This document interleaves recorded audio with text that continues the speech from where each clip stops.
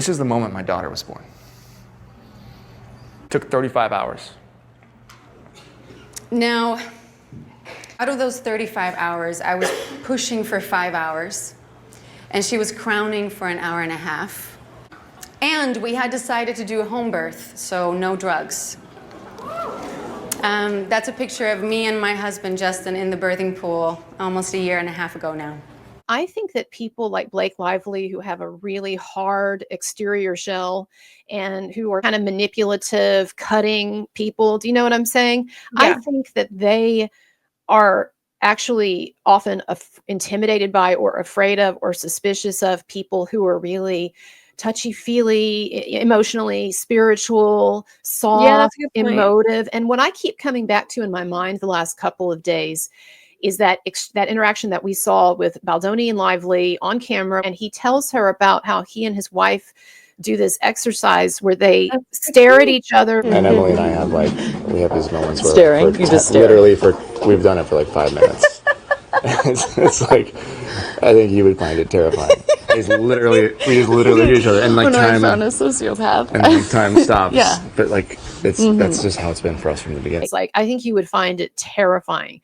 I think that someone like Blake just probably didn't know what to make of Baldoni, and probably started, and I think was annoyed by his genuineness, because people who aren't genuine and people who are, well, kind of terrible people, they often get annoyed by good people. It bothers them. And so I think there was part of that mixed in with this too, that she really, like, she seems to take all of his ethos and the feminism and gentle masculinity and all that, and she's immediately suspicious of it instead of seeing it as like a genuine outgrowth of who this guy is. And I just wonder if that was part of this too. Do you know what I'm saying? That is such a good point I hadn't thought of, because now that I think about it, I have observed that Blake Lively and Ryan Reynolds, as a couple, they operate through the world like masked in like 7 layers of irony in every single interaction, everything. And Blake Lively especially, like, she tries to have this Ryan Reynolds sense of humor, but she can't execute it well. Like, it doesn't come off as a joke. It just comes off as tone deaf. Rude. It comes off as rude, mean bitch. Yes. And she tries to do I get it. She's trying to do the deadpan humor thing, but it's never funny when she says it. It just comes off as like super like lacking social acuity, you know?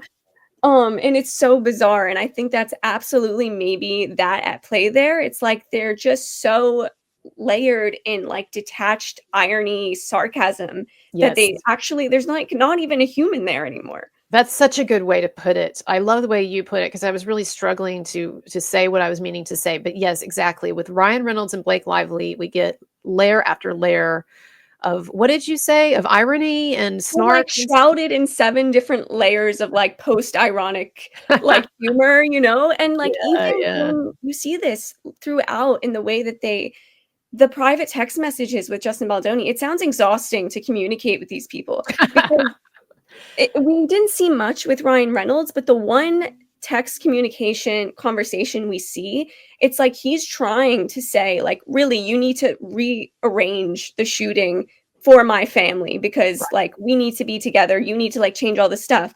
But he's like saying it in a way that's joking, like, oh, I'm gonna tattoo this on my, what did he say, my perineum or whatever. Yeah. And that, it's like, you can't be serious. Reynolds. Right, exactly. Hold on, someone's calling me here. All right. No, that's exactly right. And people like that, and I could see why these two would be attracted to each other then, you know, because they understand each other and they understand that dynamic and they're comfortable relating on that level. And so you've got these people suddenly faced with and having to work with, and Ryan, I'm saying having to work with because apparently he's in on everything with Blake, having to work with this really emotionally touchy-feely, I think, genuine guy. I don't think it's a put on, and someone who I don't think people have talked enough also, Jamie, about the Baha'i faith and its relationship to this. And I just want to point out, last night I went online and I looked at spiritual lectures by Justin Baldoni and by Emily, his wife. I watched Justin Baldoni talking about when his daughter was born. I'll never forget, I was standing there, and my wife, of course, is going through tremendous pain. I can only imagine the pain my daughter was in. but she didn't even know what pain was. And as she comes through the tunnel into the light, I'm praying. And we're singing. And we're so filled with joy. And I saw her little head come through, and it was the most beautiful thing I've ever seen. And she came into the light to more love than I've ever given in my entire life, to a room that was waiting for her with joy, waiting for this soul. And I got to whisper in her ear a prayer, and music was playing, and we were rejoicing. And then it hit me. That is not going to be the last time I greet my daughter's soul.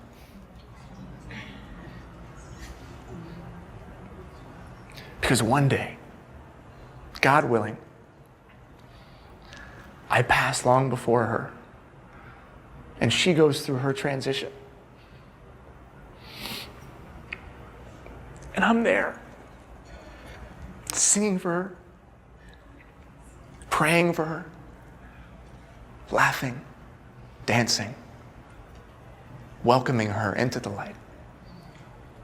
It's deep, it's spiritual. I can see it's genuine. These people are not put-ons. And I just don't know how the hell Blake Lively and Ryan Reynolds could understand or relate to that, because they're so far from it. You know? Absolutely. I've been saying that Justin Baldoni's biggest crime here is just being so earnest, like to a fault. Like, I don't believe any of this is performative, fake activism. It's clear that this is so genuine to him. Like, I don't agree with a lot of the things that he kind of naively believes about, you know, like the Me Too movement. Clearly it kind of backfired on him, but it's like, you know, I'm not going to be like, that's its own form of bias, is to be Right. like, just Exactly. like, don't be so cynical to think that every single person who has like cares to fight for a cause, even if you don't agree with it or believe in it, that it's all just to score points.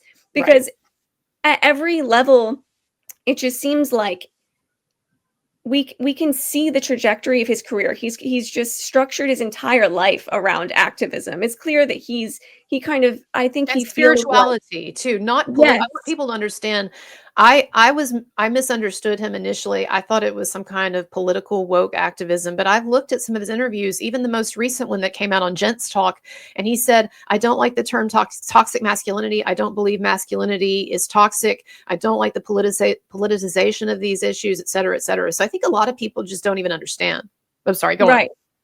No, yeah, I totally agree. I don't know that much about the Baha'i faith, but I do know that that has informed, you know, like all of his beliefs, and that just makes sense. And I mean, I just think that, like, just because someone is maybe a little naive to like the implications of all of their like he's not, you know, a political scientist or anything. He's an actor, and to give him credit, he's working in an industry that does have Harvey Weinsteins, and maybe he has seen a lot of nefarious things where young women are taken advantage of in that industry, and that informs your opinions on a deep level as well. You know, like, I think it's very easy to be like, you know, why can't you just like step back and see the sham that is accepting wholesale the idea that we should just believe all women? But you have to remember, they're working in an industry where the counter signal for them, that is the counter signal. They feel like they're living in an industry where the Harvey Weinsteins are running the show. So that's kind of like their own way of fighting back against that. Right. And again, y'all, what I keep coming back to in this is, even for people who aren't in love with Justin Baldoni, or for people who there are elements of his CV, so to speak, his resume that they don't like, or things that he said, but whatever. But again, what we're coming down to, y'all, is that he was sucker punched and attacked and canceled by Blake Lively, and it seems Ryan Reynolds. And so again, this is not even a case of like, oh, there's two celebrities in a fight. Do you really like one of them? Like, I saw Mary Morgan on Pop Culture Crisis yesterday or the day before, and she was talking about how she does not really care or have a dog in the fight, so to speak, of Blake Lively versus Justin Baldoni. She has reasons to dislike both of them, and that's totally fine. But I would just say, though, again, this is not just a celebrity feud. This is one guy who was in a movie studio, a production studio behind him, who were trying so hard to mind their own damn business and put up with these constant incursions and intrusions from this narcissistic actress and her powerful husband. They got through the film like through gritted teeth, with smiles on their face, whatever. And then she decided after it was over, after her problems were basically going away anyway that she had online, that thing was dying down, as that umbrella guy pointed out yesterday in his video. The negative coverage of her on social media, it was losing traction. It was going away. People were getting bored with it. And then all of a sudden she decides that she's going to sucker punch this guy in this studio and try to scapegoat them for her problems, and in the process destroy them. And she had no problem with that. To me, that's not an equivocal situation. There is clearly an aggressor, an attacker, a culprit in this, and it's Blake Lively and Ryan Reynolds. Sorry for that diatribe there. No, I completely agree. I love Mary, but I do I do too. Yeah. And I do. This isn't about her, but just on that sort of vein of thought, I do get annoyed when people are like trying to reduce things down to celebrity drama, when quite obviously the reason that people are so invested in it is because of the implications it has on a widespread, like, political level, on a sociological level. It reminds me of that meme where it's like that.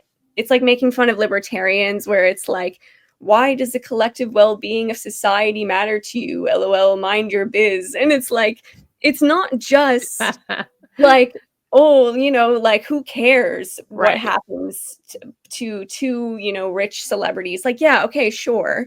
But it's like, what does this legal battle signify?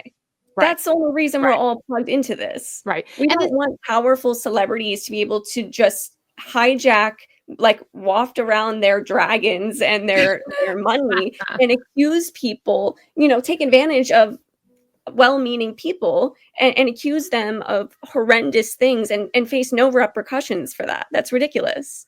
No, you're absolutely right. Absolutely agree. And also, I think people need to understand as well, who are critical of us paying attention to this, the reason why, and I have this conversation with my significant other a lot too, because he hates all the celebrity stuff. And that's why he didn't watch any of my videos for like the first 3 years that I was on. He's only started recently because he's kind of figuring out that maybe there's a little more going on. I think he thought I was just doing Perez Hilton stuff, which, no offense to Perez, okay, because Perez has been doing great coverage of this. But this is the significance of the celebrity stuff, is that also, y'all, it's human drama. To, you know, we're watching these people, kind of larger than life people. I'm not saying they're more amazing or interesting than normal people, but this is basically like a large scale drama playing out in front of our eyes. And so it's not just like celebrity worship or some kind of celebrity fixation. It's that this is real life drama.